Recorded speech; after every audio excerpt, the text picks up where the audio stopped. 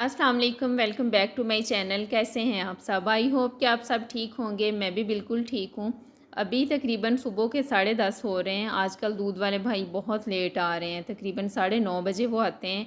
तो फिर साथ ही मैं लेबर को चाय बना के भेजती हूँ और बाकी दूध उठा के फ्रिज में रख देती हूँ।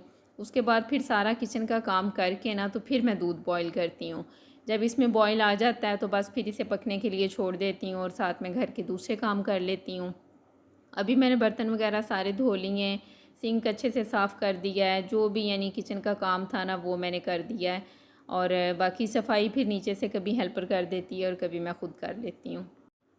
और बच्चों के स्कूल की टाइमिंग अब चेंज हो गई है, अब वो थोड़ा लेट जाते हैं। पहले 6:30 जाते थे, अभी 7:30 जाते हैं।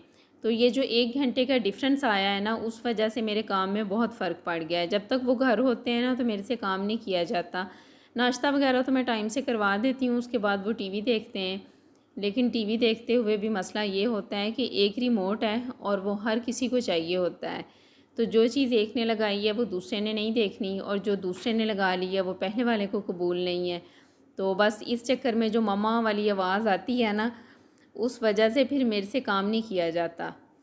मेरा बस ना माइंड उनकी तरफ ही रहता है कि अब ये क्या कर रहे हैं, क्या नहीं कर रहे। तो मैं तकरीबन उनके पास ही बैठी रहती हूँ। कभी ऐसे होता है कि उठ के कुछ कर लूँ, वरना फिर उनके पास ही बैठती हूँ। जब वो चले जाते हैं तो उसके बाद फिर मैं अपना काम स्टार्ट करती हूँ।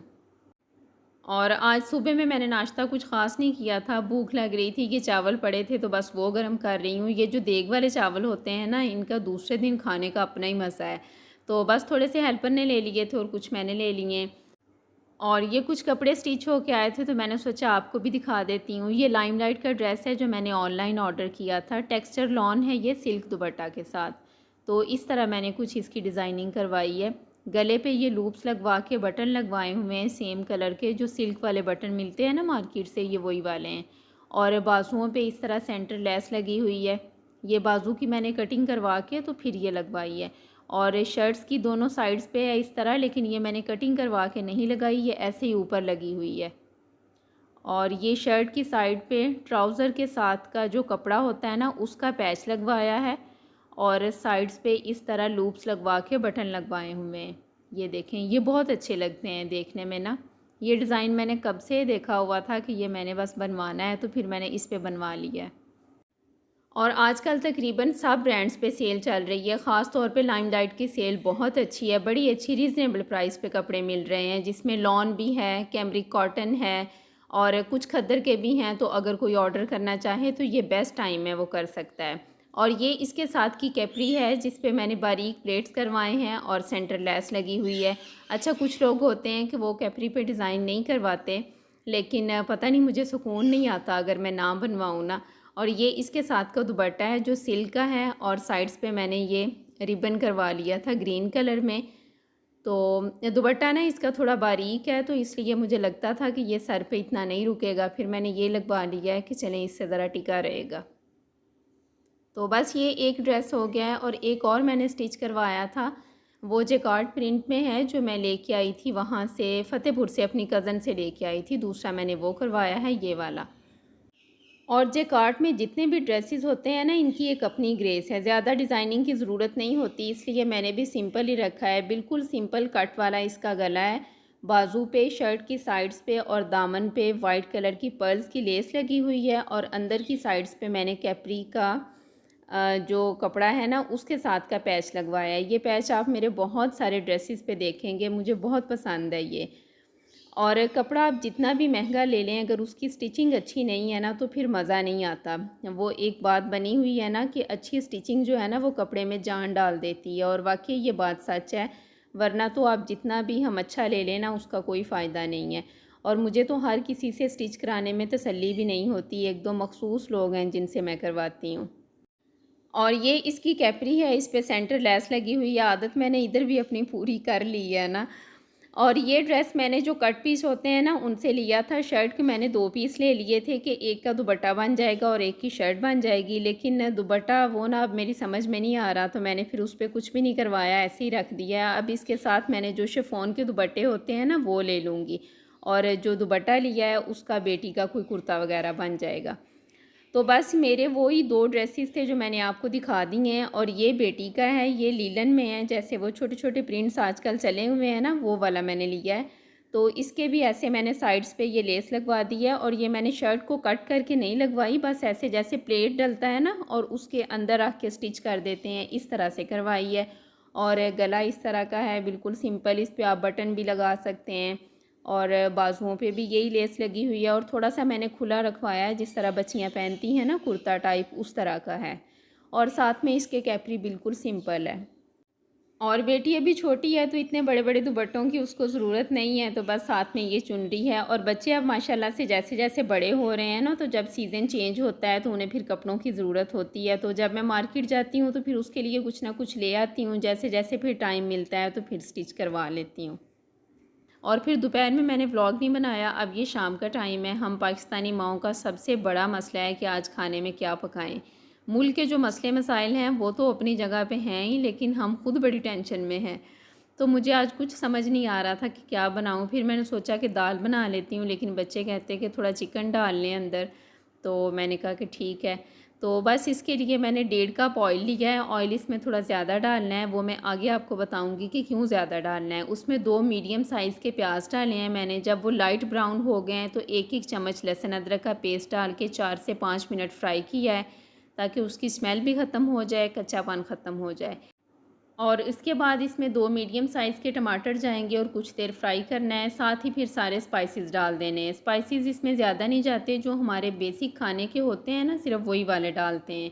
इसमें 1 चम्मच नमक, 1 चम्मच सुरख मिर्च, आधा चम्मच हल्दी, और 2 बड़ी इलायचियाँ मैंने डाली हैं। ये आप कूट के भी डाल सकते हैं, ऐसे भी डाल सकते हैं, मैंने ऐसे ही डाल दी थी।